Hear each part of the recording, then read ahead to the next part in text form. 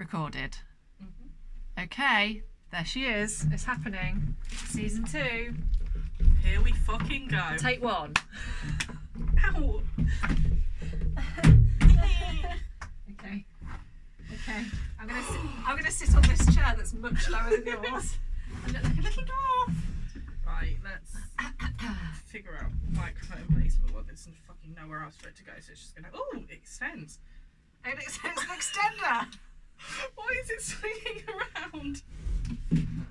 Is there something on it that tightens it? Does this tighten it? I think. Okay, No, what is one? it swinging? Ow. This. Oh, yeah, down there, down the bottom. Okay. Try that one. Oh, no. Righty tighty. Still not stopping it from doing this. Oh, that's good. It's a good start, isn't it? That's great. Oh, okay. No, that's made it worse. I'm just not very strong. I'm just not very strong. There we go. Okay. Why are you running away from me? I think that's going to be it, isn't it? I think so. This is the best that we're going to get. Best of What them. is this equipment also?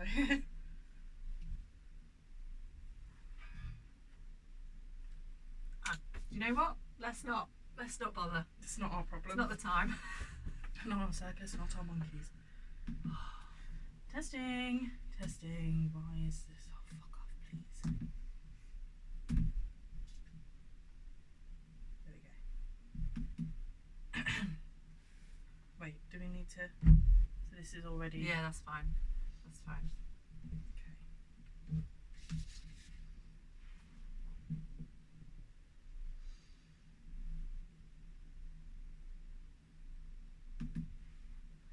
Welcome back to the Amateur MILF Society, a podcast about the highs and lows of mothering in the modern age. We're your hosts, Sinead and Rosie, and we are just trying. Really trying today. Join us on a journey from positive pregnancy test through to school and beyond as we try to untangle all those complicated thoughts and feelings that come when you decide to push a baby out of your vagina. Other birthing methods are available.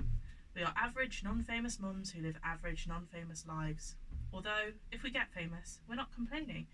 And we might just record Season 2 of the Amateur MILF Society. I think we might need to do that again. I'm so sorry. Because I turned it down slightly because it was really, really bad. It was like really loud. Mm-hmm. How do you cancel all of this? And I think I turned it down too much. Okay. Sorry. Let's do it one more time. Oh, is this where I was? Yeah, look how loud. That's too loud. Yeah. That's hitting all sorts of things. So press record again. Testing. See, now that's really quiet. What the... Jesus Christ. Try again now. Testing. That's yeah, all right. That's all yeah. right. Sure. Woo. Okay, fine. Yeah. Sorry. Let's try that again, shall we? Let's try it again. Wish this chair wasn't so creaky though. I wish I didn't think I was going to slide off this chair at any possible moment. Rosie is melting. Oh, okay. Right, let's go. Creaky chair. Lovely. Welcome back to the Amateur MILF Society, a podcast about the highs and lows of mothering in the modern age. We're your hosts, Sinead and Rosie, and we are just trying. We're really fucking trying today.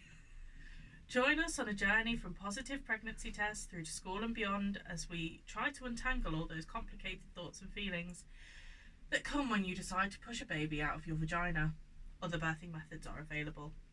We are average, non-famous mums who live average, non-famous lives. But if we do get famous, we're not complaining. And we might just record Season 2 of the Amateur MILF Society. Season 2, baby! Season 2, baby! Season 2, Ep 1. It's happening. We went quiet for a few months. Yeah, we kind of fell off the face of the earth, didn't we, We Rosie? didn't explain ourselves. At all. We just stopped Yeah. posting.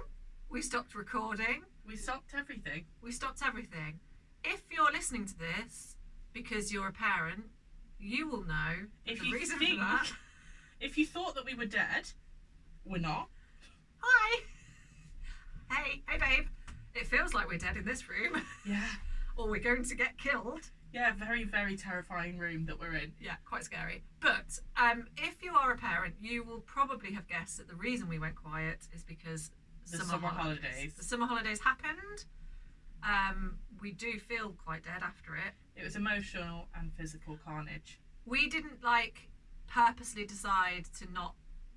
We did decide we were going to have a small break. Yeah. But we didn't purposely decide to just fucking disappear. No, we did not. We started the summer holidays with the thought of having a few weeks off. Naive. Full of hope. And then I don't think we saw each other for the entire summer holidays. No, we didn't. And we both had the worst fucking time ever. Yeah. And we weren't able to post pictures or videos or record. Or even text each other.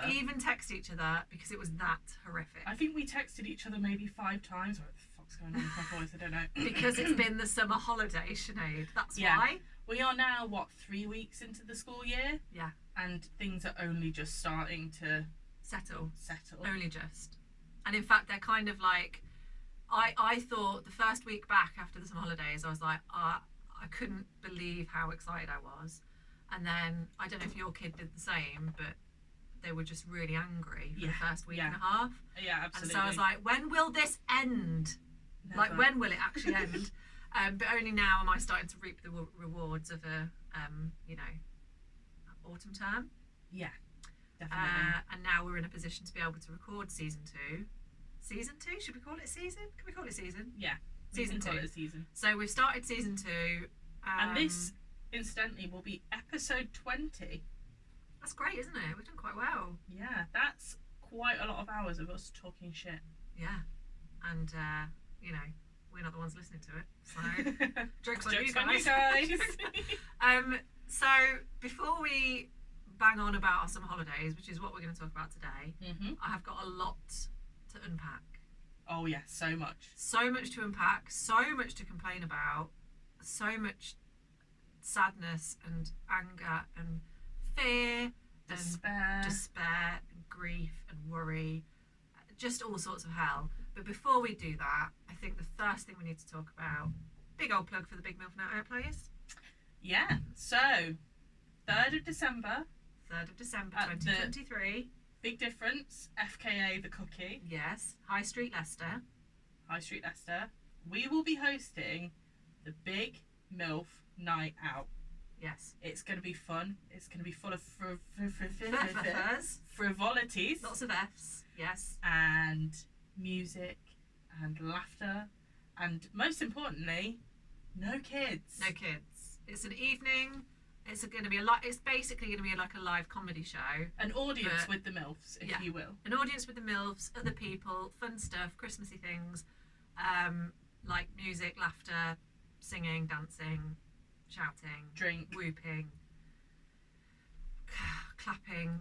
What else are you going to do? Swearing. You can swear. You can swear. Do lots of swearing. And yeah, no children are allowed. It's going to be like one of those weird weddings where kids aren't invited. It's going to be like that. Yeah. But mainly because it's in the evening. That's Yeah. why. So please come to that. We're going to be posting the shit out of it over the next coming weeks. Tickets will be available soon. Please keep an eye on it, our Instagram, and we will keep you informed in due time. Please come, for the love of God. Please come, otherwise we'll be really embarrassed if we have to do our show to an audience of 3 people that are all laughing and throwing peanuts at us. Yeah, please don't let us do that. The tickets are very reasonably priced as well, I feel. Absolutely. So please come to that. Please buy tickets. We'll tell you all about it soon. What was our format again? So our format is introduction. Week in a sentence. What's your week in one sentence? My week in a sentence, please bear with me while I consult my phone, is my 5-year-old daughter karmic retribution for all the wrongdoing I've committed in my lifetime? Yes. Move on. Next question. Explain. At the minute, she just seems to be more and more of a punishment. Yeah. She is so angry with me So angry. all the time. All the time. And honestly, I'm just so tired of having arguments with a 5-year-old. Can you, for me, so I've done it before in this podcast, but I will do it again. So the sound of Ramona's anger can be summed up in this. Yeah. That. Is it that? Yeah. Is that the sound? Stop it. Stop it, mummy. Or, mummy! Yeah, that. Yeah. What is she Everything mainly? said through clenched teeth. Clenched teeth. It's like, yeah. It's Like, you can she's see super her stressed. vibrating with rage. Yeah, absolutely. What is she most angry about at the minute? Everything. All things. Putting shoes on, brushing teeth, washing hair, doing anything that I've... Oh, putting pieces of rubbish in the bin. Yeah. Anything. She just will beef me about anything. And I'm honestly at breaking point at the minute. It's awful. unbelievable. It's honestly unbelievable. Awful. Like the other day, she oh no, accidentally pulled her earring out at school. Okay. So she comes out of the school with the earring in her hand. Yeah. And I went to put it back into her ear, but you know when like a little bit of skin grows over the back? Yeah. So I had to give it a bit of a push to force it through. You just put me in agonising pain, mummy! Agonising pain. Yeah, outside the school gates. Yeah. Where all of the other parents think that I've just beaten her up. They think that you've just punched a hole through her ear, don't they? Yeah. Yeah. And then she wouldn't stop talking about it. Oh yeah. For the rest of the evening. No, of course not. Of course not. You know what she said to my mum? When my mum got home, Mummy butchered me today. She used the word butchered? Yeah. Where has she got the word butchered? I don't fucking know. Where's that word come from? I don't know. The same place where she got "you put me in agonising pain" from the arsehole school of dickheadery. These are the words that come out of these kids' mouths. Is unbelievable. Yeah, Ramona's super angry at the minute. I'm going to save some of my angry Ramona stories for the summer holidays because the best one happened during the summer holidays. And let me tell you. I do have a question to ask you though. Okay. When they just first started back at school, Yes. I said, how is going back to school going? And you said, Ramona threw a chair at me today. Oh, yeah. Can you give me further context? Because you didn't actually provide me with any when you sent me that text message. Sinead, my child is so angry for so much of the time at the minute, I can't remember why she threw a chair at me. I just remember that she did. It was a school run, so it was one of the mornings. So it's funny, isn't it? The 2 days that Dave goes into work and doesn't do the mornings because he's gone are the days that Ramona properly kicks off and does stuff like throw chairs at me. Properly kicks off. And it will have been something ridiculous, like I've asked her to eat her breakfast so many times. Mm-hmm. And then I've started to get quite stressed out about it. And then she's properly kicked off. But yeah, she threw a chair. It was a kid's chair, but she flung it at me. She fucking flung it at me.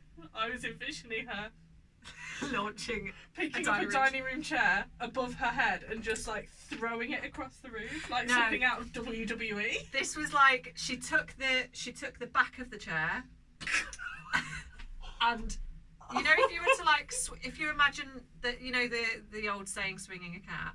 Yeah. Imagine the swinging of a cat, but she did it with a chair. Swung it at me. At you. Yeah. Fuck.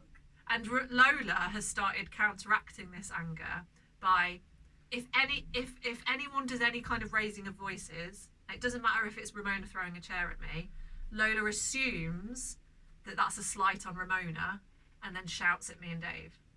So if Ramona does anything wrong and we're like, Ramona, can you stop doing that please? Lola then storms up to us and just shouts in gibberish.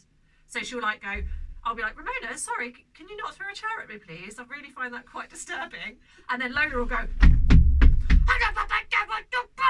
like that and point at me and sometimes she'll use the stop hand and put her hands up like this and I'm like, sorry, am I not allowed to tell your older sister not to throw a chair at me? That's where we're at. Lola has nominated herself as Ramona's protector. in this arrangement. I mean, I'd like local psychopath to be my local protector. Maybe she's not local psychopath anymore. She's local protector. Mm-hmm. Yeah, she's terrifying. But she doesn't. It's because Lola hasn't understood the dynamics of the arguments yet. So she just decides to take Ramona's side. So Ramona could literally be hitting Dave in the groin out of anger, because she does that. She kicks, she hits, and Lola will be like, "How dare you, Mummy and Daddy? How dare you suggest for 1 second that we go to bed?" It's horrific. But I don't understand where this anger is coming from. Like, you don't have a job. Yeah. You have no responsibilities. What ails you? Yeah, what ails you, my unemployed little freeloader?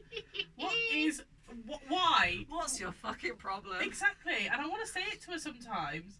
And sometimes I'll ask her, I'm like, babe, why are you so angry? Yeah, I asked Ramona. And then she'll go, I'm not angry! Yeah, I love it when they do that. Ramona is quite good at acknowledging her anger, so you'll sort of say, like, you know, when you've all calmed down, you're like, "What's going on, mate? What's up? What's the problem?" And she'll always say something like, I think maybe I'm just a bit tired." I'm like, "Well, how about next time Just go to sleep. go to sleep?" Or she'll be like, "I think I was just hungry."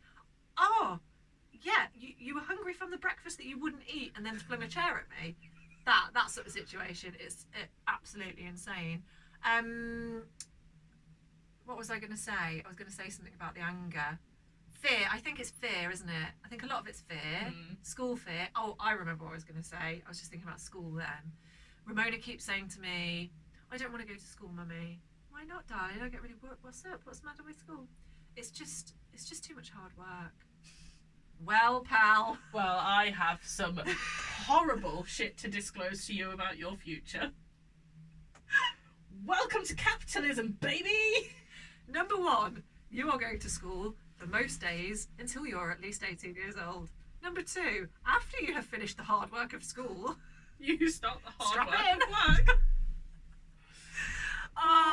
And sometimes if I'm in like a terrible mood, I will sort of jokingly say that to her. I'll be like, "Oh, you think it's hard work, do you? Well, good luck, pal." But Try yeah, looking after a small child that throws chairs at you. Yeah, maybe don't throw chairs. Can I do my week in one sentence? Because it's vastly different. Of course you can. Vastly different. Okay, I'm just going to open my notebook up so I say this right. 2 things I want to discuss with you. Mm-hmm. And I'm doing this now because on our very first episode of this podcast, Yeah. Mary Poppins was mentioned. Yes. We spoke about Mr. Banks Uh-huh. and the way that he comes home and sees his children for maybe 3 minutes. Yeah. And then they go to bed. So we watched Mary Poppins again over the summer. Mm-hmm. And 2 things came to mind that I want to discuss with you. Number 1, Mr. and Mrs. Banks' relationship is very confusing to me. Mr. Banks, a self-confessed man of routine, pomp and ceremony, keeping up appearances, you know, doing the grind. He tells his kids off for shouting in his bank, and they all kick off, and he gets sacked, right? So this is a guy who, you know, what's the words I'm trying to say here? He's like orderly. He's orderly. Anyone making a scene, he's going to kick off. Like, he can't take any of that shit. Mm-hmm. His wife, Most dramatic woman in the world. Also a suffragette. Suffragette. Seems like a fundamentally incompatible couple to Explain me. this to me. This is what I don't understand. He's like, "Kids, you're not allowed to raise your voice in my bank or I'll get sacked." Yeah, but your mum's thrown herself in front of racehorses She's- and chaining herself to buildings. Literally just said she's going to firebomb Parliament. So, what? You know What's what, that? Rosie? It's easily explained Go on then. by the well-known phrase, Yeah. opposites attract. Opposites attract. Yeah, but why is he okay with her? Is it because it gets her out of the house? Yeah. Right. So I think there's two suggestions. We need to get in touch with Walt Disney. Luckily, he's been cryogenically frozen, so we might be able to do this one day. Is it that he doesn't understand the suffragette movement, and he's just like, "Oh, she's just going out with her banners. She's doing her lady stuff. She's doing her crafts. Oh, she's sticking stuff to bits of fabric. She's doing a craft. She's making a Molotov cocktail." They all drink it. All the ladies of society drink Molotov cocktails, don't they? Sure, right? Or it's just like he wants her to not be near him. You're going on another march, darling. Go on then. Off you go. How long will you be? All day. Oh, fine. Have a great time. I think that is a very male thing. Yeah. Like, they don't give a fuck as long as it's not directly affecting It's them. not directly affecting I think if she firebombed his bank, he would be very angry about it. Yeah. His bank isn't in Parliament. That's it. He doesn't realise the importance of the suffragette It's movement. like that stereotype of the dad who sits in the chair with the newspaper and just goes, Yes. yes, okay, darling. Ask yes. your mother. Yeah. Ask your mother. It's that. And mother's in the back. Getting ready. Making bombs. Yeah. Oh, it's got a baseball bat going, I'm going to smash windows with this. Yeah, exactly. My other point is this. So they've missed a trick here, Disney. They made the second Mary Poppins. What did you think? Fucking loved it. I really liked it. I thought Emily Blunt was glorious. She's a great Mary Poppins. Songs, fantastic. Fantastic songs. The cover is not the book. Great song. Yeah, loved that. I liked the dance routine. They followed the story arc as of the first one. They followed the sort of song theme, but it was totally different. Loved it. Lovely, lovely, lovely. They have missed a trick. Do you know what film I want to see? What? Bert's origin story. Yes. Who the fuck is Bert? And how many jobs does he have? Yeah. Are any He's of them like tax Mr. deductible? Rabbit from Peppa Pig. Yes! He's like the Victorian London equivalent of Miss Rabbit, Yeah. who I googled one time and apparently has 46 jobs Miss Rabbit's got 46 jobs. as the only unmarried woman in Pigtown, or whatever it's called. Pigtown!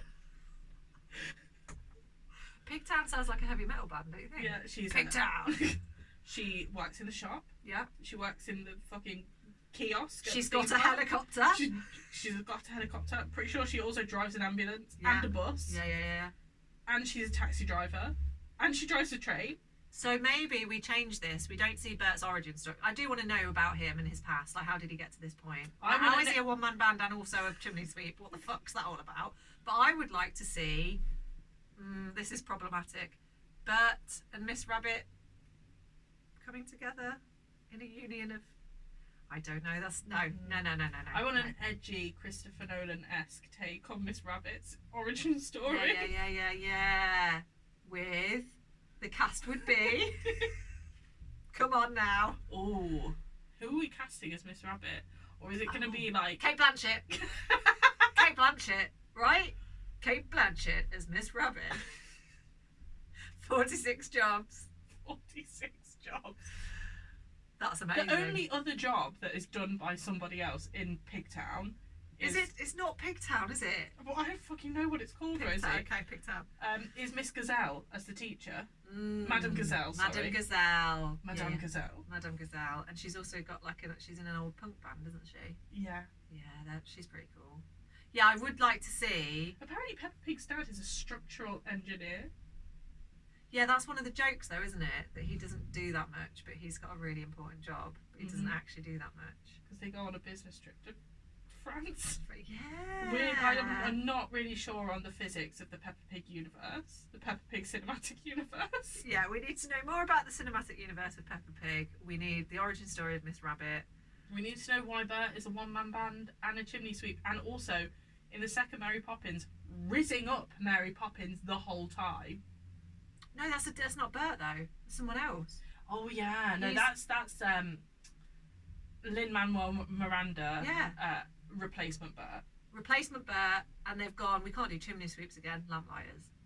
They're lamplighters, aren't they? See, in my head, they're the same person. No. Because they serve the same function. Though, they they might as well be the same person. Yeah, but the difference is. I don't even know what Lin-Manuel.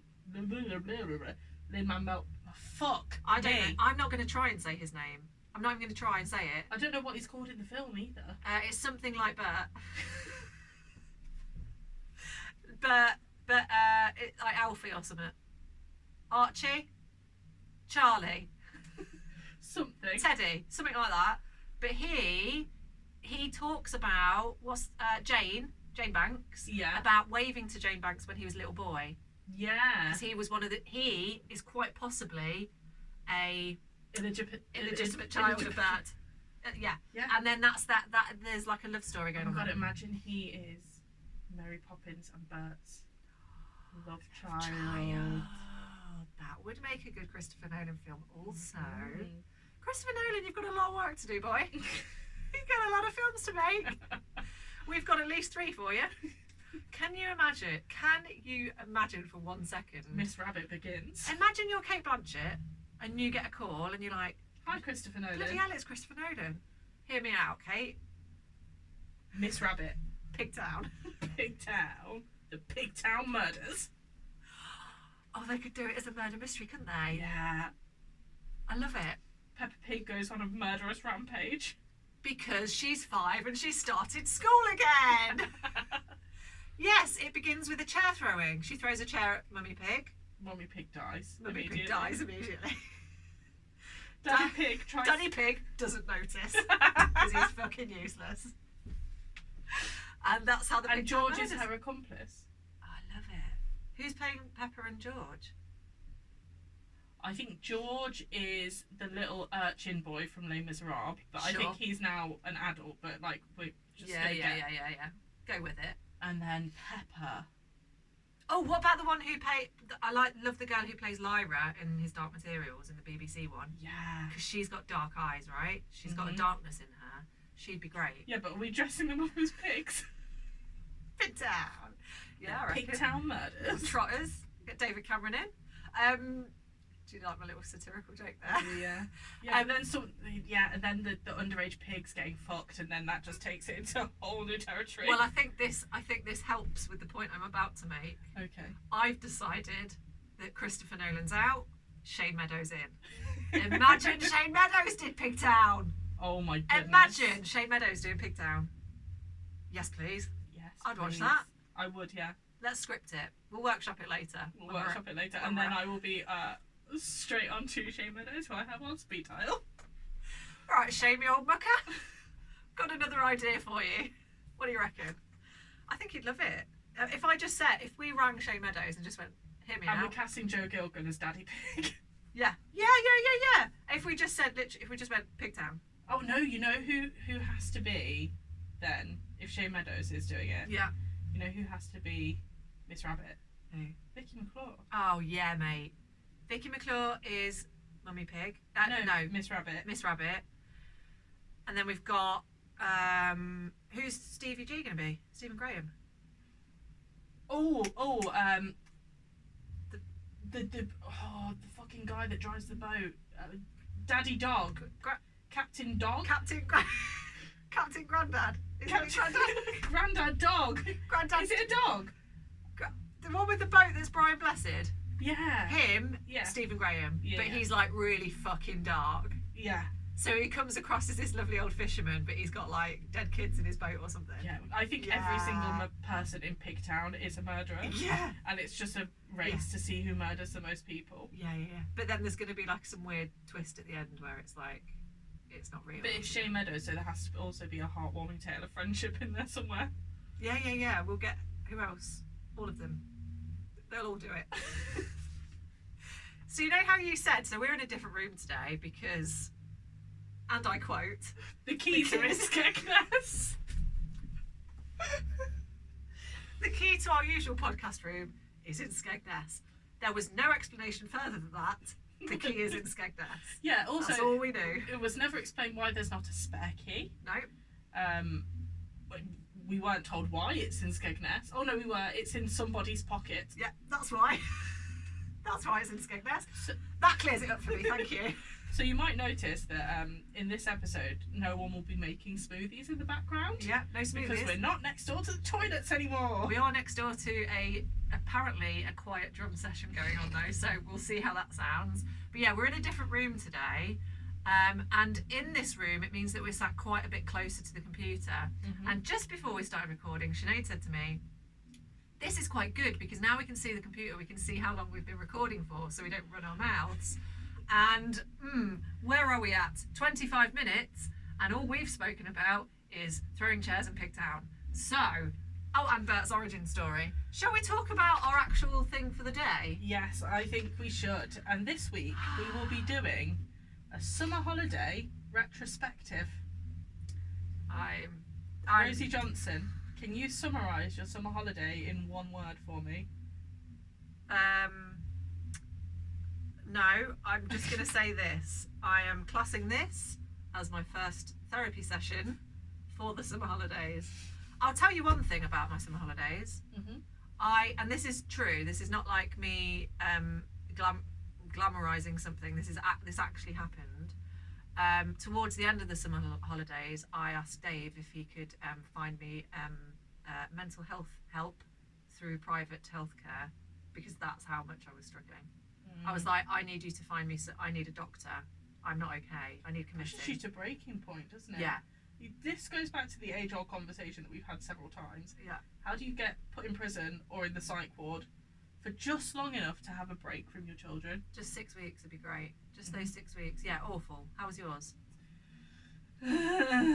Also awful. Yeah. Also awful. I mean, I think not as awful as yours. You didn't need committing. No, I was working. I worked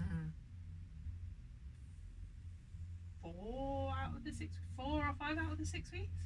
Yeah, I tried to work. This is the problem with working from home and having your own business. Yeah. With your kids at home with you. They don't understand that you have to work. Mm-hmm. You have to look after them. You are obliged to.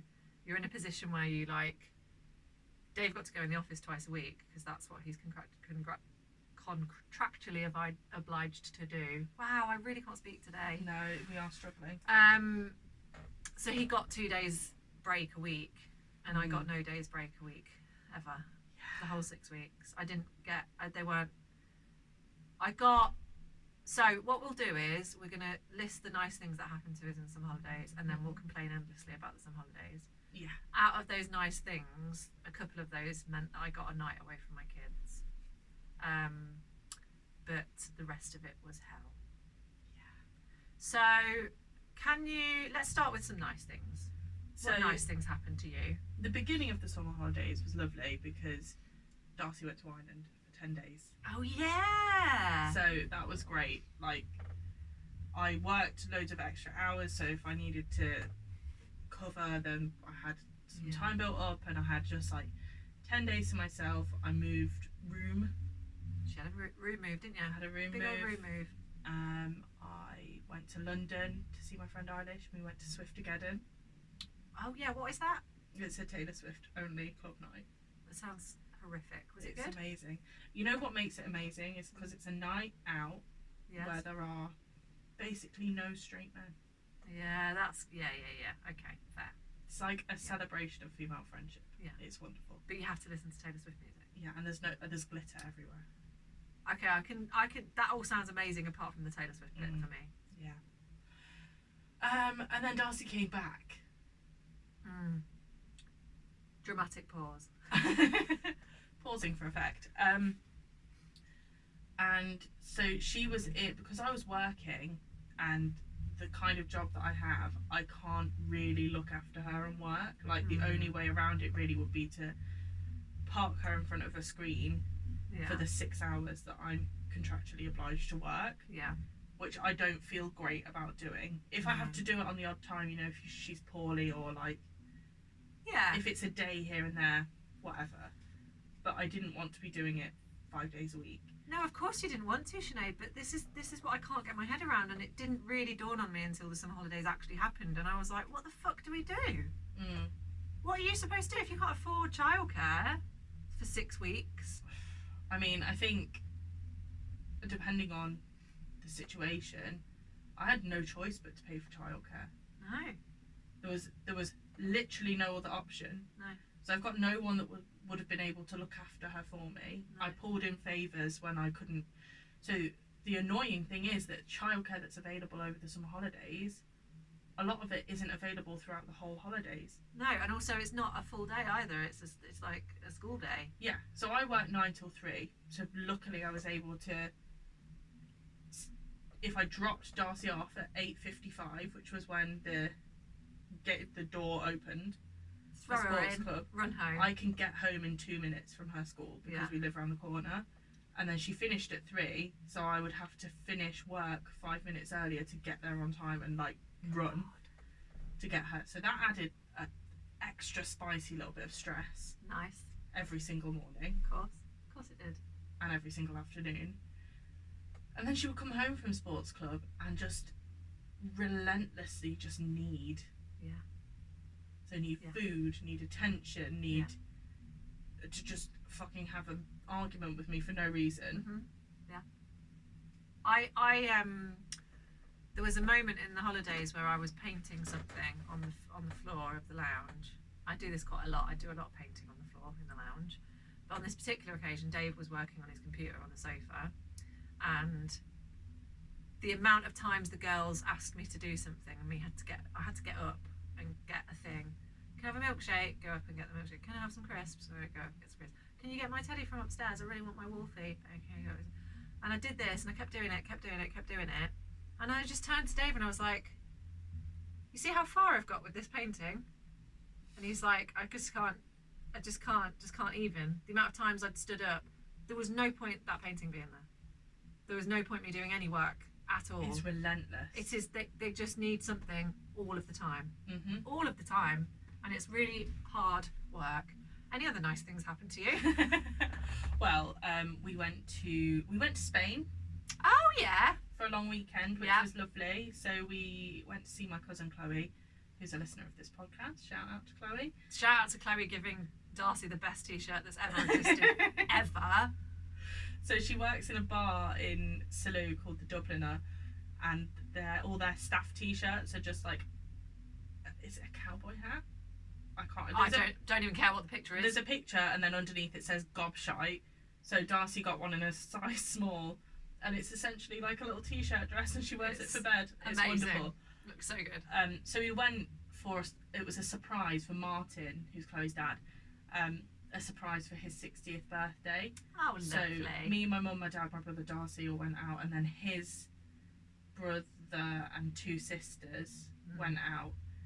And he walked into the bar, and his brother Declan was stood at the bar, and Martin just went, "You alright, Dec?"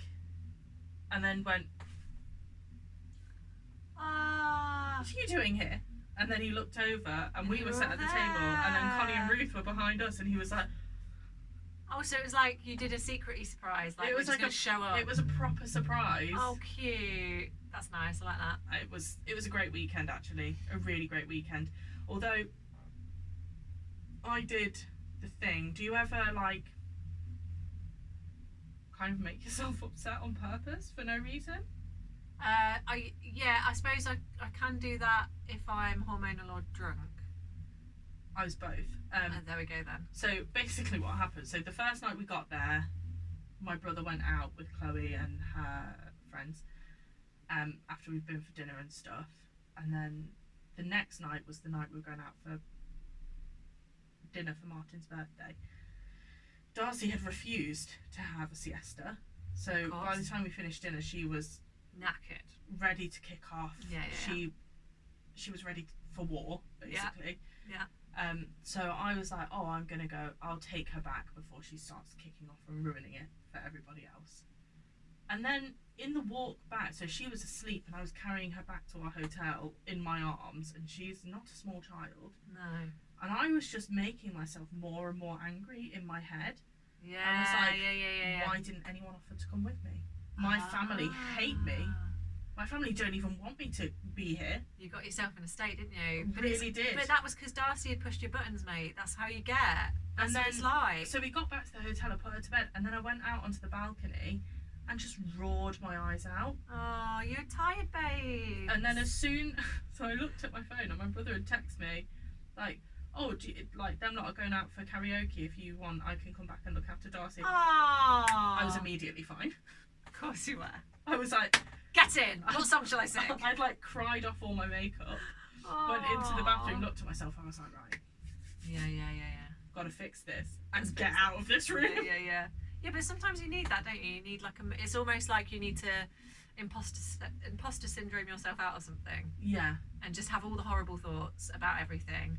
And then someone will do something nice and you go, oh, I just needed to have all of those thoughts to get out of my system. So actually, my family don't hate me. Oh, they actually really love me and they want me to sing. Okay, sure. Okay, let's go out. Let's go, girls. I'm going to sing the Cranberries on karaoke. Of course you're going to sing the Cranberries on karaoke. Is that what you sang? We didn't actually end up doing karaoke. We went to see a really, really good, like, Irish trad band in an Irish pub.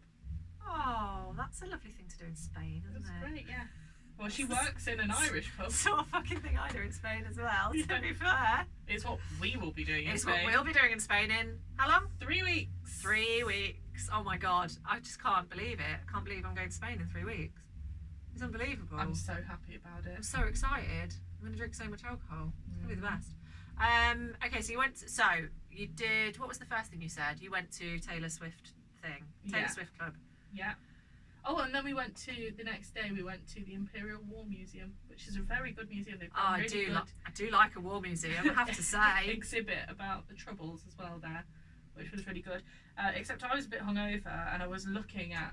Are we talking about London now? Yeah. Back to London, okay, yeah. So I was looking at a piece of art that someone had made about the Troubles. Did it move you? Well, I was a little bit hungover and very, very tired, so I was like kind of staring at it, and then I turned around as if to walk away, and there was a man literally 3 inches from my face, and I just went. That's weird.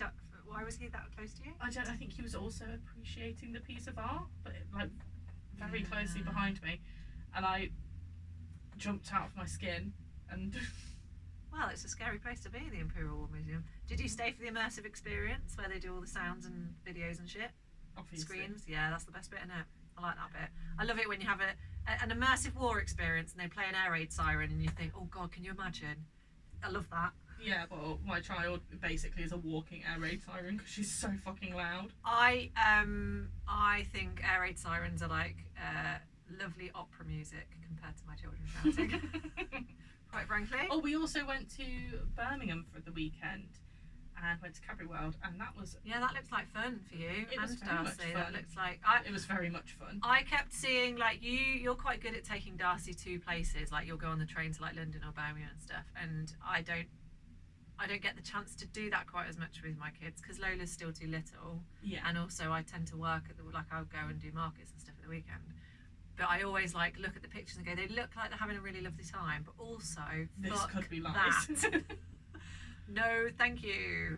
But it did look like you had a good time. Yeah, Cadbury World was so much fun. I really want to go Cadbury World. I bloody love chocolate. You walk in and you get 3 bars of chocolate to eat on the way round, and then so there's like this whole, you kind of follow it all round, and there's a bit where you can write your name with some chocolate. Cute. And then a bit where you can temper some chocolate, and then there's like a little ride that you go on, and then you walk into this other room and you see like them making, like it's like a factory room, so there's people making chocolate, and when you walk in there you get like a little cup. It's got melted chocolate and you can choose toppings to put in melted chocolate. Sold. I had milk chocolate with some marshmallows and white chocolate chips. Oh, yes please. And then when you go out, there's a chocolate factory shop. We bought cheap chocolate. 48 curly whirlies for £6 Great British pounds. Shut up. Serious? Mm-hmm. Do you know curly whirlies, right? I've heard this is terrible. I shouldn't really be promoting diet culture at all, but I'm going to say it anyway. If you put a curly whirly in the fridge, it's a really good, if you're trying to like not eat as much, let's not say diet, let's say if you're trying to eat less sugar, a curly whirly in the fridge, right? Because it's only just over 100 calories. Just under, it's 98. Under 9, oh, beautiful. And it takes fucking ages to eat because it's a curly whirly and it's been in the fridge. Mm-hmm. So it's a really good long. I love a curly whirly. Me too. There was like huge boxes of Freddos. Oh, the stop. chocolate. It is the one place where the gift shop is like the best bit. Remarkably good value. Yeah. You know, normally you walk into a gift shop and it's like, you want to buy this pencil? Give me £50. Yeah. Oh, your child wants to buy this small gemstone. Give me all of your money. Yeah. But there's just loads of chocolate for really, really cheap. And then there's a big play area outside. There's a 4D cinema experience and a magic show. How much it cost? How much it cost? I can't remember. I think it was about £20 per person. The children were a bit cheaper actually. Yeah. But I think it was very reasonable for the experience that you get. And the chocolate. Okay. And the day before, because we stayed for the weekend, we got a really good deal on an Airbnb in Birmingham. So the day before we went to Think Tank, which is a science museum in Birmingham. And that is excellent. extremely interesting, really immersive, really interactive. Is it like, lest we forget, I'm just getting a bit teary actually thinking about this. Is it a bit like Snibston? A little bit, yeah. Really miss Snibston, man. Snibston Discovery Park was Fucking wonderful. love Snibston. Do you remember the volcano bit and the light that takes pictures of your shadow and the...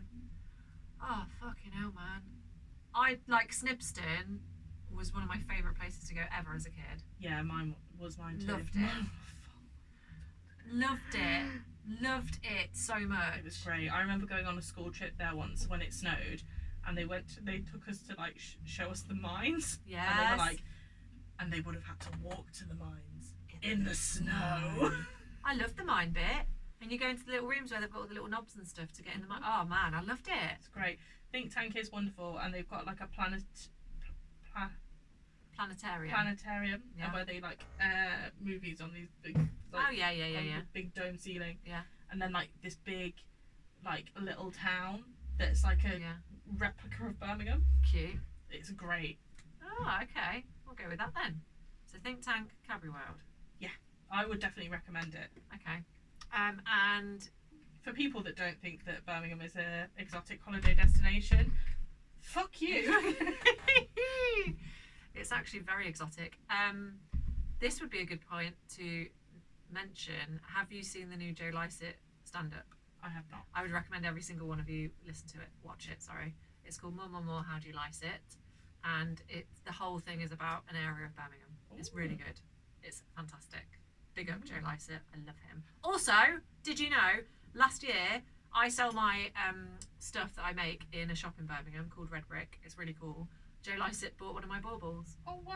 Claim to fame, mate. He bought one of That's my balls. crazy that you're on Joe Lycett's tree. I know. And the lady who runs it, she just came over and she went, "Oh, did I tell you about Joe Lycett?" I was like, "No." She's like, "Do you know who he is?" I was like, "Of course I fucking know who he is." And she was like, "Yeah, he bought one of your baubles. He really loves your stuff." I was like, why didn't you open with that? Yeah, that's what you lead with. I would shout that out of the building as soon as you walked in. So yeah, that was really exciting. They are the highlights of my They're summer the highlights. holidays. Do you know what makes me feel pretty guilty right now? What? Is that all but one of your highlights included your child. None of mine include my child. None of them. Yeah, well, I think it's different because you were with yours the whole time. Both of them the whole time. So the difference is, like, I was away from Darcy for a good period of the holidays, whereas you had them up your arse the whole holidays. So give me some highlights. Oh, my foot's gone dead. So one of them is that my lovely friend Heather had travelled from New Zealand with her partner Adam to come. Shout out Heather. Shout out Heather. So Heather has battled absolutely horrific breast cancer and she's technically in remission, which is pretty cool. So she was doing a bit of a tour of the UK and America, and so she came to spend the day with me. I've not seen her since we were travelling in Australia. That's crazy. Years ago. I think it was like nearly 10 years ago now. So that was really nice to see her. And it was also really lovely to see her partner Adam dressing up as a princess with my children. That was lovely. And yeah, we had a good old rant and a natter. So that was a very good highlight. My children were there. I mean, that wasn't part of the highlight. The highlight was that Heather came to see me. That's so nice that you got to see each other again after so long. Oh, it was great, and it didn't feel like it was one of those where it's like it feels like no time passed. Yeah, it's like I'd seen her yesterday. Yeah, and we still had loads to talk about, and also like complaining about mundane things. Mm-hmm. You know what I mean? That's when you know you've got a good friend, when you're like, I've not seen you for years, but we're still chatting shit. Yeah, yes. Love that. Honestly, a lot of my favourite friendships are just based around being a hater. Yeah, just having a moan about stuff. Love it. So that was great. So the second two are big boy highlights. The first one is that I went to a house party in London with my friends, my non-children friends. It was wild, man. So it was in Battersea. My friend Kaylee had a house party, and I went with my friend Sean and Rianne, and I drank for 12 hours, and I didn't get back to my hotel till gone 4. Did you stand up on a chair and give a speech like you did when I... So this is the party. I'm not going to say had a house party because there were 4 mums and then my brother and his friends. Yeah, a gathering, if you will. No, this was a proper party because Kaylee's uncle is a DJ, so I didn't get to play my music because she has a designated DJ, and I can't help thinking that one of the decisions to get her uncle over was so that I wouldn't insist on playing music. Yes. So there was a proper DJ there, which was great. He was wonderful. I did not request any music. Felt great about that. I was like, Fantastic. fine. And all of her friends were amazing, and because it's London, there was like a real wide range of nationalities, which was fantastic. I mean, there were so many different people there.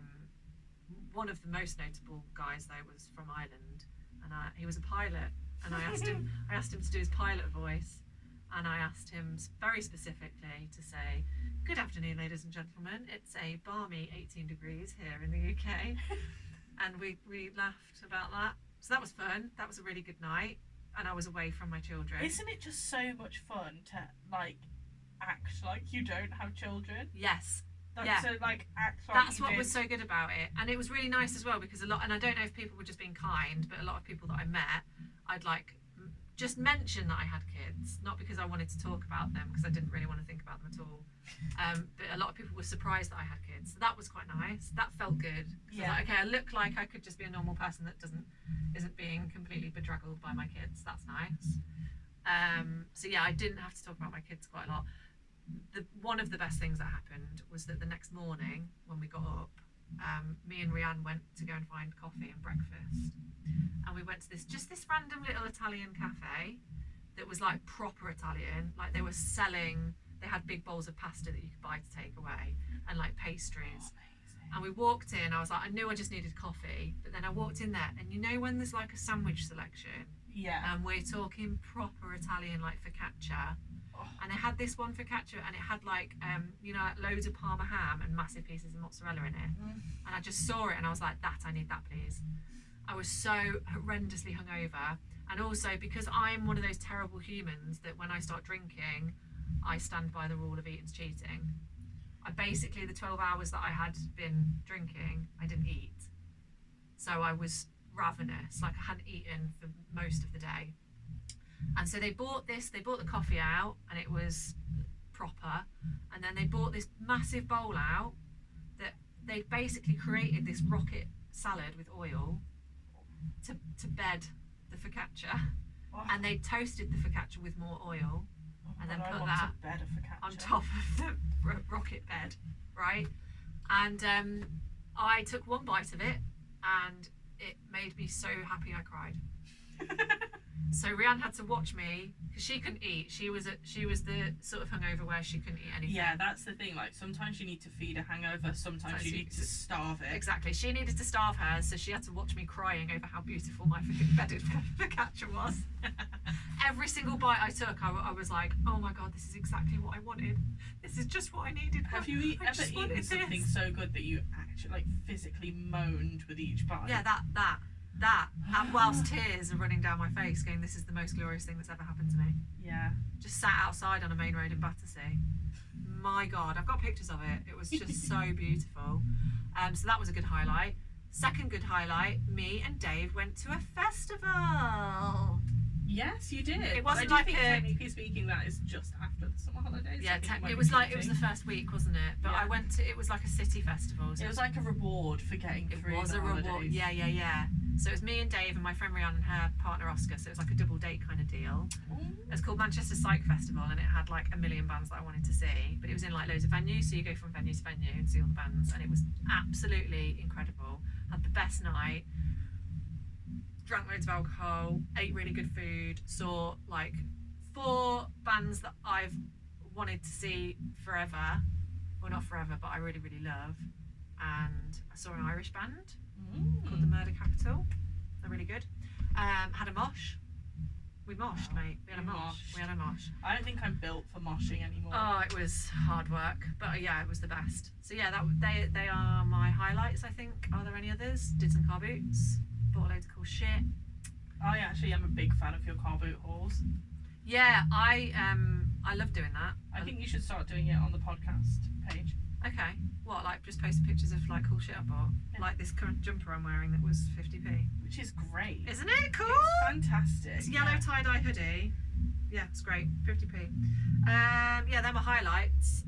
Shall we do a bit of complaining? Yeah. You start. Well. So the first thing I want to discuss is the travesty that it is summer childcare. I don't understand. Because no one with a job, no one with like an employed, salaried job gets 13 weeks of holiday a year. No. You get, what, 6? Yeah, if that. Up to 8. 5 to 6. If you're lucky. Yeah. And I don't drive. So for me, the options were, so at Darcy's school there was a sports club that she went to for 3 weeks. Yeah. So she came back from Ireland, did sports club for 3 weeks. Yeah. Then I had a week off. Yeah. And then I had to just kind of work around her. Yeah. Because this is also another thing that I want to complain about. And another thing. So your child went back to school the day after the bank holiday. Yeah. Mine didn't go back till the fucking Friday. So you had like 3 random days. The school decided they were going to use all their inset days on that week, and I'm 100% certain, 99% certain, that they chose to do this specifically to piss me off. Yeah. No, I know who that'll piss off. Like, what's the reason? Why have you done this? And also, like, okay, I understand inset days, that's fine. I totally appreciate that teachers need those days to, like, sort shit out, right? I get it. But why is it that each school gets to choose them? What if you've got 2 kids, one of them's in a primary school and one of them's in a high school, and their inset days are completely fucking different? It makes no sense. I don't get it. Like, some people's kids started on the Tuesday. Yeah. Some started on, like, the Wednesday or the Thursday. Why did mine start on Friday? She did one day and then a weekend. One day and then it was the weekend. I don't get it. Which made her even more difficult to deal with because it's... What a head fuck for her. Yeah. Nah, mate. But yeah, childcare... So, I think for me, what happened was... the next closest one is like a 25-minute walk from my house, which isn't the end of the world. But if it doesn't start till 9 o'clock, I'm meant to start work at 9 o'clock. So if I have to walk 25 minutes to get her there and then walk back, I'm not going to be at my desk till 9:30. No. Like, it's just ridiculous, and I don't understand how they expect. And there's not enough places to cover all the children that need to go. No. I don't understand how anyone is supposed to operate. No, neither do I. It seems to be all. engineered specifically to cause the most amount of stress. Yeah. To mums specifically. Yeah. Because it dramatically increases the mental load. Oh my god, it's so hard. Like, the week before the summer holidays, I had to sit down. Bashing microphone. I had to sit down with my diary. Yeah. And block out where she would be. And in the days where I didn't have anyone to have her, I was having to pull in favours and put like, Nana will have her these days. Yeah. Nat will have her these days. Yeah. Etc. So I could try and figure out how to get her looked after. Yeah. Throughout the whole 6 weeks. It's absolutely insane. I'd be really interested to find out what our listeners did. Yeah. Like, what are you all doing? What's happening to all these kids? Where are they all going? Because it just seems like there's a massive gap in it. Yeah. Generally. And I mean, for me, like, my whole summer holidays when I was a kid, I just went to Ireland. Yeah.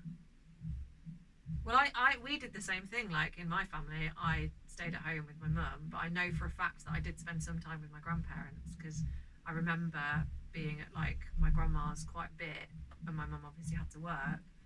But she sort of said the same thing. Bless you. Bless you. Yeah, it's like, what do you do? What do you do? I really, really, really struggled. Like, I really felt mentally quite unwell from it. Yeah. By the last couple of weeks, I was having panic attacks in Lidl's. That's what levels we were at. Well, I think it's a lot more intense for you, but because you've got 2 kids, and also because they were with you all the time. All the time, man. And it's that, like, such an intense amount of sensory input. Yeah. All the time. Yeah. The weather was shit as well, so it's not like you go to the park every day. Yeah. There were so many days where it's like, sorry, we can't go out. Yeah, we're just going to have to sit And not inside. only that, and I like this is the other thing is like there are nice things that you can go and do, but most of them cost money. Mm-hmm. You know, so there was some like days where we'd go out and do things, but then you end up spending money on like them wanting food and drink and all that business. And if you it's don't want to hard. spend money on food and drink, then you've got to have the presence of mind to make a packed lunch and Yeah. make sure you remember to take all the drinks, which is Yeah. just adds to the stress of your life, which you don't need. I took Ramona to Newark Museum to look at the punk exhibition. We had a great time. Great Great exhibition. I loved it. Ramona was nonplussed, really. Yeah, I don't think she's same going to be an Darcy. anarchist. I just don't think she's got it in her. She's too much of a conformist. See, Darcy, Could be. She's got potential to be an anarchist. she kind of, some things were piquing her interest, but she Yeah. really just wanted to go and look at the mummies. Yeah, that's it. And then we Ramona walked into the Egyptian room and she was like, "Can you believe, Mummy, that there's dead people in this room? Those in there, they're dead. Do you know they're dead?" dead people. And I Shall was we go like- back into the punk room? I was like, right, okay, fantastic. Yep, they are dead. Yes, thank you for that. Yeah. Some posh person stole them from Egypt Yeah. quite a long time ago. Yeah. What? Someone stole the dead people? Yes, they stole everything. Everything from there. Yeah, it's quite it's very relentless. And if you do go and do not, but that's the other thing as well. It's like there's a real catch-22 with staying at home and trying to like do stuff at home that's wholesome. There's a lot of stuff you can do at home. Yeah, You can but do then crafts and stuff, that- but then they're stir crazy because you're inside all day. And also, you set up a lovely wholesome activity. We're gonna bake. Yeah. They are interested 5 in minutes it for later. maybe 5 minutes, Yeah, and then you are left to finish the baking and then clean up. Clean up. Yeah. And then it's like, oh, we'll do some painting. Yeah. 2 minutes, and then you have to clear it all up. Yeah. It's just like an endless hamster wheel of agony. I had like days where, so I'd go and see my grandma, who's very elderly, she's like 93, and both of my children would spend the entire time fighting on the sofa, like fist fighting, snatching, throwing cushions. You know what old people's houses are like. Yeah. Like fraught Full of breakable with things. ceramics. Yeah. Right? Porcelain sculpture everywhere. And they're just like smashing each other with cushions, and like my grandma's always unwell, like she's always falling over and hurting herself, and they're like jumping all over her, and my grandma sat there going, I don't know how you do it. I'm like, I don't know how I do it, I don't understand. And then you've got days where I'm in a supermarket and I'm about to look like I'm at the end of my tether, and they're fighting over a basket. They were fighting over a basket and screaming. I was that mum in the shop, when you hear the screaming and you're like, what are kids doing? I was that mum. They're fighting over this basket, and then Ramona like bashes into me and somehow managed to pull my ring off my finger, and it smashes all over the floor. And I'm stood in the middle of Lidl going, I'm gonna have a panic attack. And I could feel my breath going, and I was like, couldn't breathe, and I was like, I don't know what to do. What the fuck do I do? I've got a kid in a pushchair, I've got a full basket of stuff, my ring shattered all over the floor, and they're fighting over a basket and they're screaming. And I was like, I can't do this. But you can't not do it. I couldn't leave them. I could just fuck off out of Lidl and scream in my car. I had to take them to my car so I could scream in it. It was awful. I'm trying to think of any nice things that I actually did with my kids over that 6 weeks. Honestly, I do really feel for you. Like I'm so grateful that I was in a position where I was able to put her into a club. Yeah. See, we couldn't have, that's the thing. This is what I don't understand about it, right? You were able to put her into a club, but you obviously haven't got enough money to like put her into full-time childcare, right? We can't afford to put her in a club, let alone put her in full-time childcare. So what are other people doing? Are they just forking out? Are they just forking out for full-time childcare? Well, the options are fork out for full-time childcare, Yeah. or look after them at home, but that requires you either to not work. not work, or have a job that has Allows complete you. flexibility and Yeah. allows you to look, because you cannot look after a child and do your job at the same time. No, I worked that out quite early on in the You holidays. just can't do it. No. And it's unfair for anyone to expect you to. But they do. They But do they do. expect us to. I've just remembered the worst bit of the holiday. I haven't explained the worst bit. So we're talking, I think, the last week of the holidays. So a few days before the last week of the holidays is when the Lidl incident happened, and I asked Dave to look into private healthcare for me because I was on the verge, and he thought I was suffering from stress. And he was like, I'm not trying to downplay stress. Stress is a real thing. And he was like, and it's built up over the holidays, and you're at a breaking point. And I thought I was at breaking point because I was like, you know, in bed rocking, thinking I can't. Yeah, Get out it's of like, bed, I do right? not want to wake up tomorrow. Can you guess what might have happened a few days after that moment when I thought I was at breaking point? Something even worse. Something even worse happened. Even worse. So this is the series of events. It was a Tuesday night, because on the Wednesday, when we usually see my grandma, my mum had messaged saying, Grandma's feeling a bit unwell. Do you want to go to Cosby Yarn Bomb tomorrow? We'll take the kids. So Cosby Yarn Bomb, for the people who don't know, the village of Cosby is dressed up by amazing knitted, crocheted items. It's incredible, right? It's a really good day out. It's free. Wonderful. So I was like, great, we'll do that tomorrow. It's something to do with the kids. That's something nice. Mm-hmm. You know how I was thinking then, oh, what nice thing can I, what nice things happened to me and the kids? That sounds like a nice thing, doesn't it, Sinead? But the night before that, Ramona got so angry about something totally unrealistic, as we've discussed before. She was so angry with us that she tried to slam a door in my face. But when she did that, she managed to get her foot caught underneath the door. It twisted her foot around and the door cut the underneath of her toe open. It bled quite a lot, but I mean, it was just a cut. And she screamed so loud for such a long time that we genuinely thought we might have to take her to hospital because she was in so much pain. And I'm saying pain in inverted commas. She's just very extra. Yeah, this is the thing. So extra. I think, not stereotype, I think this is a girl thing. This like, the kind of like, because they work themselves up. Yes, that's it. She was working herself they're feeding off their own energy and working themselves into a fucking frenzy. Dave says this to me quite often. If you look at Ramona, if she's on one upstairs, she watches herself in the mirror crying. Darcy does it. Watches herself crying. Stands in front of the mirror. Yeah. And you're there going, how upset actually are you? Yeah. So she was Why howling. Are you doing method acting? Yeah. Oh, it's because they've heard us talking about Christopher Nolan, isn't it? Yeah. So she's howling at the top of her voice, and she says things like this. So we're trying to hold her foot together to try and stop it from bleeding. She's like, no, don't touch me. She was going, I don't like this, mummy. Why does this have to happen to me? Why is it? And I'm like, Dave has had to turn away because he's laughing. And I'm trying so desperately not to say, because you tried to slam a fucking door in my face. That's why. Right? But we didn't.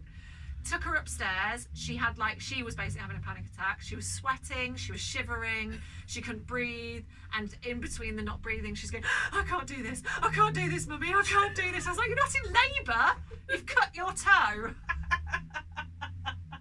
I can't do this, mummy, I can't do this anymore. You need to calm down and you need to go to sleep, right? It's when you try to get them to breathe. Just breathe.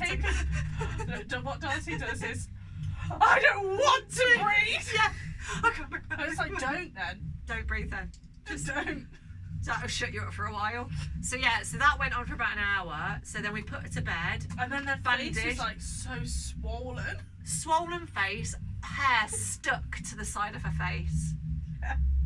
It's completely stuck. We've bandaged her foot within an inch of its life. It's got so much bandage on it because I think she's scared about the bleeding, right? Darcy hates blood. It's the bleeding. Yeah. It's the bleeding that did it. I think that's what scares her.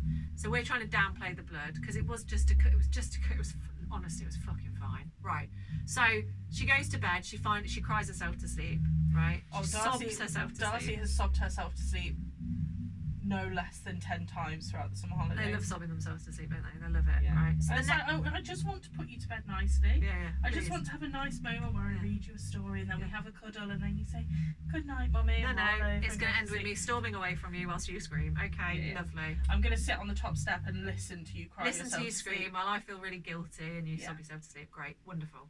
So she goes to sleep. The next day is supposed to be Cosby Yarn Bomb. So Dave's at work. My mum comes round. And these are the words I said. So she walks in and I say, there's been an incident. And she's like, oh no, what's happened? She turns to look at Ramona, who's lying on the sofa like Lady Godiva, with a foot on the chair that she threw at me, bandaged up on a cushion, right? Foot up. And she's like, oh my God, Ramona, what's happened? And I was like, I'll tell you exactly what's happened, mother. She tried to slam a door in my face and she got her foot caught in the door and she's cut her toe open. I'm not sure what to do about Cosby Yarn Bomb, but the reason I've not told you about it, so basically the idea was that she was going to come round, we were all going to walk Dobby together, because it's quite hard. This is the other fucking thing, Sinead, is that Dave goes to work and I have to walk the dog and 2 children, and it always ends in tears. The first time that it happened, the first walk that I did with the 2 of them. I really like the angry gesticulation you're doing at me at the minute. The first week, this is the first day of the summer holidays, I take Dobby and both girls for a walk, which means Lola's in a pushchair and Ramona has to walk with me. And halfway through that walk, Ramona gets so angry with me, she says, "Mummy, if you go any further, I'm going to kick you." Yeah, that's what we're dealing with. So I say to my mum, now you're here, we can try and go Cosby Yarn Bomb. Maybe Ramona can sit in the pushchair and Lola can walk. I'm sure Lola would love that. But you are going to have to look after my children while I take Dobby for a walk. Because it is either that or you are going to drive me to a hospital. Because they are the only options we have here. I need half an hour to myself. I have to go and walk the dog on my own. I can't do it with the kids. I just need half an hour to myself. So she lets me take my children away. Lets me take the dog away while she looks after the kids. We go to Cosby Yarn Bomb. Ramona sits in the pushchair like a little lost soul. Lola has a great time. So then that happens. And then she gets a bit better. So that's the Wednesday. Thursday, her foot gets slightly better. Sorry. That's fine. Wednesday, can't walk. Thursday, can't walk but gets better. Friday, stands on Dave's shoe, which opens up the wound again and it bleeds everywhere. Can't walk for another couple of days. So then there's a Saturday, she can't go dancing, she can't walk. Sunday, guess what she gets? She's getting better, she can walk now, she can walk on it. Sickness bug. So that's the last week of my holidays. That was the last week of my holidays. That's so stressful. Yeah. That's made me feel stressed even thinking about I know. it. And that, by the way, was the entire week after I'd said to Dave, I'm at my breaking point. You were like, and then life was like, let me break you even further. Yeah. Oh, you thought you were a breaking point, did you, Miss Johnson? Fuck you. Yeah. Anyway, I think we've spoken for quite a long time, haven't we? I got quite into that, didn't I? Yeah. Do you want anything else to say about the summer holidays? I think we've complained enough about it. I think that the summer holidays can go fuck themselves. Yeah, I don't want another one. No. I don't want another one. I'm going to have to, I don't know, I'm going to have to pull money out my arse. I'm going to start stripping or something so that I can afford to put them in childcare. Maybe I'll start stripping. I don't know. Anyone want to buy pictures of our feet? Yeah, I'll do pictures of my feet. Or some of my old pants. Yeah. I've got old maternity pants. I can have a bath. I can sell you my bath water. Yeah. You want any of my period products? People are into that shit, right? People are into all sorts, Rosie. If you want me to wipe my sweat onto a tissue and send it to you, 50 quid. That's a day's childcare, isn't it? Well, the sports club that I sent Darcy to, I paid. Also, sorry, one last thing to what? Come on. One last thing to bring up. It was cheaper. So when she was at sports club, that's when we went to Spain. Yeah. It was cheaper to book 3 full weeks, which was £60 a week. Yeah. Than it was to book 1 full week and 2 4-day weeks. Because you got a discount for booking a full week, so it was £60 per week. But then if I had paid for 4 days for 2 of the weeks, it would have cost me £67 for the 2 weeks that she wasn't doing the full week. So I can't even. So done. I mean, I'm very happy they're back at school now. What can I say? What's your love of the week? Oh, my love of the week is Hosier's new album. Still not listened to it, have I? I saw a funny interview with him and Aisling B. They did a funny thing. Oh, did they? Yeah, I'll have to send it to you. I just love him. The album is excellent. Yeah. It's a concept album. It's a concept album, is it? Okay. So, it's kind of loosely based around Dante's Divine Comedy. Okay. And it kind of follows we follow him on a journey through the circles of hell. That sounds like the Summer Holidays. Yeah. Is that what he's based the album on? But it's very singable. The lyrics are just gorgeous. Yes, you've sent me some of his lyrics and they are beautiful. Yeah. And I just love it. Nice. And I just love him. Okay. I'm going to see him the day after my birthday, and I guarantee that I'm going to Jizz everywhere. cry. Well, both At the same actually, time. yeah. Sorry, I can't believe I just said that. Tears will come. I just love him. Good. And I love that everyone thinks that he is like a fairy king, but actually he's just from Bray. Is it just he's to like British people? He's some kind of weird pagan guy, but he's just Irish. Americans think he's like some kind of pagan king. Yeah. But he's Irish. just an Irish He's guy. just an Irish guy. He's just They're a good at very music, tall aren't they? Irishman. Yeah, they're good at. Well, do you know what's really funny? Is that my love of the week is Ireland. Oh, is it? It actually is Ireland for 2 reasons. Okay, yeah. Well, now 3, because Hughesy was like, you've sold me on the fairy king of Ireland, right? Yeah. So there's 2 reasons. One is that I mentioned before when I went to Manchester Psych Fest, I saw a band called the Murder Capital. Now, Dave didn't enjoy them so much. I'll tell you for why, and I forgive them for it. They're a very young band of Irish boys. Uh-huh. So they're very sure of themselves, Sinead, aren't they? They're very sure of themselves. Yeah. So sure of themselves, in fact, that they came on stage to the Ritz, O2 Ritz in Manchester. It's like an old venue at night time in the dark, all wearing sunglasses. That's the sort of all wearing sunglasses and leather jackets. Oh, that's sexy. You know what I mean? Dave was not into that, but that's because he is a straight male. And I thought they were great. I thought, do you know what, lads? If you want to wear sunglasses, you're all very good looking boys. You do what you want, pal. You do you. Really loved them. But it just kind of reminded me, because they're quite similar to Fontaines DC, so I'm really enjoying this very kind of Joy Division, sort of moody rock bands that are coming out of Ireland right now. Well done, lads. I'm proud of you all. I love you all. Love them even more if they've got like slightly IRA-y undertones. Yeah. I wonder if I don't know much about Murder Capital. I'll have to look into it. I'll let you know. I'll let you know. But the second thing is, I spoke to you about this the other week, is the drama on BBC called The Woman in the Wall. I started watching it today. I didn't get very far into it though. It's a masterpiece, but maybe you can give a very small, quick interlude as to what it's about, so you know more about it than I do. Well, you told me kind of the basic concept. Well, no. Yes. It's all about kind of mother and baby homes, isn't it? Like, yes. And the way that the Catholic Church completely fucked up Ireland for quite a long time. Yeah.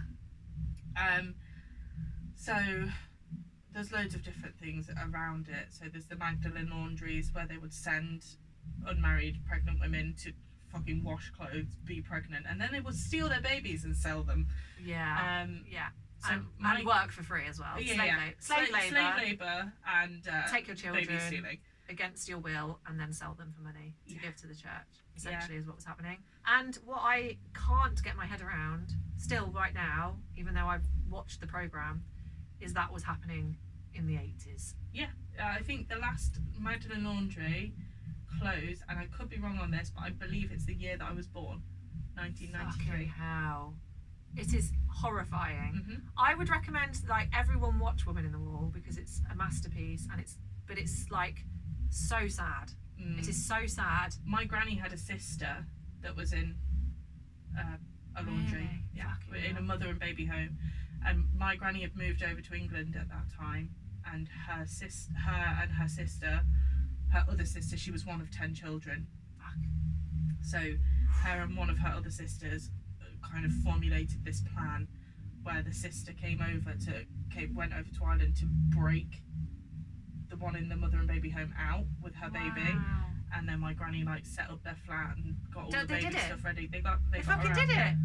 That's a spat. That's so exciting. Oh my god, that's amazing. Yeah, and my granny, when my mum was a teenager, my granny fostered a little boy whose mum had been in one of these mother and baby homes. Yeah. She had him from when he was, I think he was about 3 weeks old. Yeah. Tiny, premature, and they had him until he was like 8 months old, I think. Yeah. And then the adoption agency, basically just the church, were like, Oh no, because they really wanted to adopt him because they'd had him Yeah. from such a young age. They bought when they gave him to them. He had a bag full of like raggedy clothes. They bought him new everything. Yeah. Like he was so looked after. So mum, I think, was about 15. Her sister would have been maybe 13. Yeah. He was just doted on by the whole family. And they said, look, we'd like to adopt him, blah blah blah. And then the church said, oh, we found a good family for him, that they don't have children, they can't have children, so we're going to take him and I give wonder him to them. if the other family were able to offer a large sum of money as a donation. I wonder. I just can't. I think what blows my mind about it is it's just another example of the fucking suffering of women. Mm-hmm. And this is the first I'm hearing of it. Like, it makes me sick to my stomach to think that was going on in my lifetime, and I had no idea about it. Yeah, I had no idea the like horrific suffering that women were going through in the 90s. But it kind of harkens back to like there's a very dark history to Ireland. So yes, it's where it was colonized by the English for hundreds of years. Yeah. And then once the English the hold of the English was kind of taken, obviously, apart from the 6 counties. Yeah. The Catholic Church had the claws talons in. dug so deep in. It was so like insidious that there was no let up. Yeah. And this, I think, neatly moves us on to our loathe of the week, because what you're saying then, there's something that one of the policemen says in this Woman in the Wall programme. And by the way, can I point out, if Ruth Wilson does not get a mention BAFTA or any kind of recognition for her role in this, then I'm going to kick off. I'm going to burn some shit, because she's fucking incredible. That woman is, and I'm very angry. Why am I so angry about this? I just think she's an amazing actress. She's anyway, a wonderful actress. Absolutely brilliant. But it moves us quite neatly on, because one of the policemen in this programme says to the young policeman, there's knowing and there's knowing. And the point he's making is, it's one of those things that everyone knows about, but nobody knows about. Yeah. And we've discussed this because we don't tell each other our loves and loathes. But what was made quite clear when we were discussing it earlier is that our loathe is the same thing.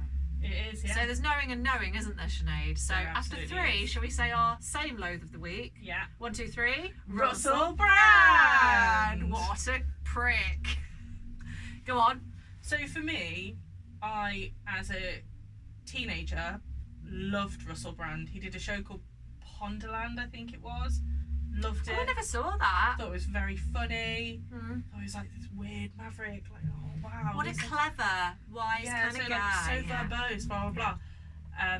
Loved him. Really wanted to shag him. I'm so Obviously, glad I never didn't. I never wanted to. Now. No. And obviously, my judgment is not great at the best of times. No, but you're still very wise. You're smart. So yes, you're very smart, Sinead. You're a very smart girl. Yeah. It's not so much. I don't think it's not the loathing of Russell Brand. It's because we do. All of us do. It's the loathing of a society that allows him to act in the way that, or enables him to act in the way that he did and does. And the fact that the Dispatches programme that came out was called In Plain Sight, that's the whole problem, isn't it? It's whole so idea insidious. Yeah. that he's basically played on this. He's played on that. He's played on this. Oh, everyone knows that I'm a sex pest and I'm disgusting and I abuse people, but it's part of my persona. Everyone knows about it, but no one says anything about it. So that means it's okay. Yeah. And now it's the victims of those sort of crimes that are being ostracised for coming out too late. The reaction to that documentary online is one of the strangest reactions I've ever seen to anything online. Yeah. So on Twitter, it was so polarised. So there was people like, we always knew that this was happening. Yeah. I'm not surprised. Yeah. He's got he's got form for being like this. Yeah. And then there's another group of people whose entire reaction to it is like, oh, why are they only coming forward now? I know. What was like, she was 16, so it was legal. Yeah. and like people just so willing to jump to this abuser's defense. Where like, why are you choosing like? Why? Yeah, that doesn't make sense to me at all. Why? And then when people are like, "Oh, I'm just to play devil's advocate," the devil doesn't fucking need an advocate. He doesn't need one. You know who does need an advocate? Abuse victims. No one's wading into an online debate like, I'm just going to be the abuse victims advocate. Oh my god, so true, so true. Yeah, it's horrible. It's really, really horrible. And I just think like the whole victim shaming thing is, it's like, it just makes me really question any person ever that's sort of like victim shame and say, why didn't you come forward? It makes me then question them and just think, oh, absolutely. What have you got to fucking hide then? What are you worried about? And if you're jumping to Russell Brand's, you know, defense, which he clearly needs from you, sir. Yeah. Like, what have you got to hide? Have you done something questionable that you're worried about? I think, and it's always like, not all men, but it is nearly all women. Yeah. So, if it's just one or two men in the whole country, they're very busy. Yeah. They're booked and fucking busy with the raping and abusing. Oh my god. Yeah. You know, and it's like, saying why didn't you come forward is such a redundant, of course it is, kind of viewpoint, when 2 out of every 100 reported rapes end in a conviction, regardless of evidence. It's awful. It's horrible. That is why people don't come forward, of course, because they'll get laughed out of the police station. Imagine trying to have to relive something like that to a male police officer, which is more than likely what's going to happen, and then to be told that there's probably not enough evidence. No thanks. Like, there are people that have gone into police stations to report an assault, and the police have basically laughed them out of there and said, "Oh, there's no point because they're never going to get convicted. There's not enough evidence." And it's always their fault. You had a shower after you were raped. So there won't be physical evidence. That's our problem. Yeah. Awful. Or you can't prove that sex wasn't consensual. Makes me very And people angry. wonder why women don't come forward. And men. And that's the thing. And then men always come in with the false accusation argument. Well, I like, someone said this once, and I've stuck by this ever since. I would, every single time, prefer to believe a liar over a rapist. And I'm going to stick to that until the cows come home. I'm quite happy. People lie all the fucking time. So if a woman's lying about a rape, I still believe that over an actual rapist. Because lying isn't as bad, is it? I'd rather take the side of a liar than a rapist. Yes please. I'll take that. I lie to my kids all the time. Oh no, darling, I don't think you'll like this chocolate. It's very spicy. See, easy. It's quite easy to lie. You know that song, when the ice cream man plays a song, it means he's ran out of ice cream. Lies. No one's hurt. No one feels bad. I sit upon a throne of lies. Sit upon a throne of lies. I think that's a really good place to end the podcast, don't you? I really do. I sit upon a throne of lies. But one non-lie. One truth before we leave is that we are doing a live show on the 3rd of December in Leicester. Please buy tickets. Tickets will be released soon. Yes. So we will be getting back to activity on our social media. We'll try our best, mate, won't we? So give us a follow on there. Recommend us to your friends. Tell your friends to buy tickets. It's great to be back. Thank you so much for listening. Sorry we struggled to make words then, didn't we, for that entire hour? But we're new to it again, aren't we? Like, we're starting afresh. We are, We've had a tough old 6 weeks, and now we're back to it. We've got to break ourselves in, haven't we? We've been the Amateur Mill Society. We have. You've been very patient. Thank you. If they're still listening. Bye. Bye. Oh, 125. I thought it was going to be short. Okay, fine. Always. Fine.